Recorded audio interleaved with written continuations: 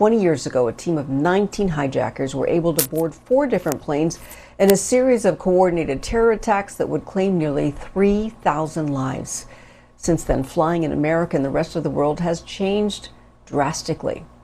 Paul Schmick is the Vice President of Security Technology at Alliance Security and is joining us now today. He also specializes in cybersecurity and homeland security. Good to see you again.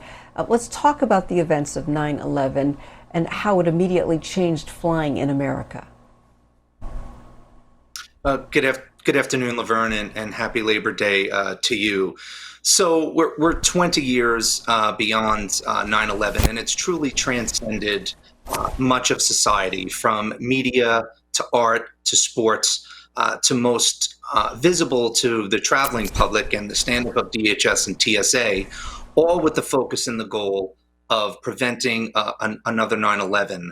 So one of the things that we have to consider is, as we move forward now, 20 years later, with the Taliban somewhat back in control of Afghanistan, what have we learned and what could we do to mitigate any future attacks? And in the security apparatus and law enforcement apparatus, that's really where the focus is right now. So the Transportation Security Administration was introduced in November of 2001, but who was covering security before the TSA? So it was really a combined energy, Laverne, between FAA working with airliners who really controlled a lot of the security protocols and those of us that were domestic or international travel. And a very interesting fact that much of the American public doesn't know, and that was released years after 9/11, is, the Federal Air Marshal program, which was run by the FAA pre 9/11, only had a few dozen agents that worked on flights, and most of those flights were international inbound to domestic U.S. And as we're aware, those numbers stood up in the thousands after 9/11 and the stand-up of the TSA in an attempt to prevent any further attacks. So much has changed. That's just one point to consider. And there are obviously dozens of other changes that have happened in the aviation security domain, both in the presence for airports to be compliant with security policy mandated by DHS, as well as the TSA and taking over checkpoints and converting those checkpoints to federal checkpoints at nearly 450 airports in the U.S. And Paul, remind us about the identification process and security screening before the terror acts. How did that change, and will we ever go back? So there's no going back, Laverne, that's for sure. And this is part best practice and technology that has changed. Now, to get on a U.S. flight or to depart out of any of the 450 airports, you need valid credentials so that you can be vetted against your boarding pass and proceed through a TSA checkpoint. Part of the 9/11 problem, and you mentioned the 19 hijackers, were really identification and proper identification of those individuals. Some that don't belong in the United States, so it brings into also immigration policy. So there will definitely be no going back, and what we could expect is even further enhancements. We will see technology in the future take this part of the screening process over, Laverne, and looking at more biometric identification in the future, that we can 100% guarantee who that individual is, and then you can actually vet that individual against any watch list. So biometrics is on its way. It's here already in beta and testing phases, and we will see more of that in the future, I believe, and more in the near-term future than the long-term, Laverne. Yeah, I remember when you were able to travel with toothpaste, water in your carry-on. I remember when you could even go up to the gate. I remember one time flying, and one of my colleagues, I was on a work assignment, and one of my colleagues came on the plane to bring me like some paperwork that I needed to complete the assignment, and she wasn't on that flight, and they let her through on the plane to actually give me something. So people really don't realize how much it has changed since then, and you talk about biometrics now.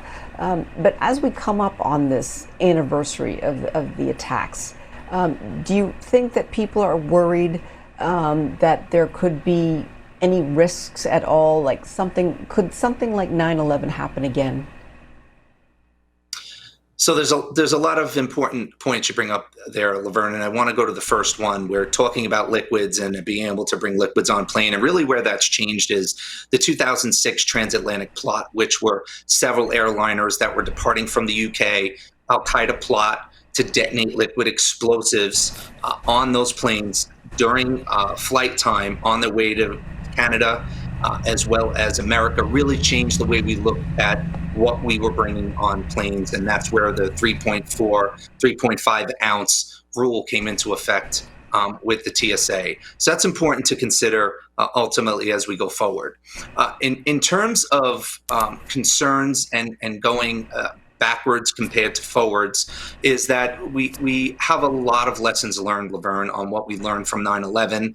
Those of us that work in the profession also teach in the space, so there's a lot of information sharing and lessons learned. And the last point I'd like to make on this, Laverne, is that the 9/11 Commission, which came out with a report in 2004, looked at how could we have failed at this cataclysmic rate in the U.S. to allow a foreign entity and a foreign terrorist organization to infiltrate us the way we were infiltrated on 9/11. And they really came up with four areas that they considered, and it was imagination, policy, capabilities, and management. But I want to underscore imagination, Laverne, and I think where we're much better today is we have to imagine what the risk and vulnerability will be so that we can create defenses for these risks. And I think pre 9/11, we were not very fluid in understanding and having a great imagination to realize what's possible from an enemy or an adversary that had limited capabilities but was incredibly determined. And I think those takeaways and understanding imagination and how we have to get it right every time as to where adversaries need to get it right once, we're much better prepared, I believe. It doesn't mean that we've completely eliminated the risk surface in the U.S., but what it does mean is that we're much better in terms of information sharing, policy capabilities, and most importantly, like I said, imagination, because if you can imagine it, an adversary can execute it. So that's one of the big takeaways from 9/11, and many of that's one of the areas we do concentrate on in academia and as well as in industry today. Hopefully we are much safer than we were 20 years ago. Thank you so much, Paul, as always, for joining us here on BNC. Enjoy the rest of your Labor Day.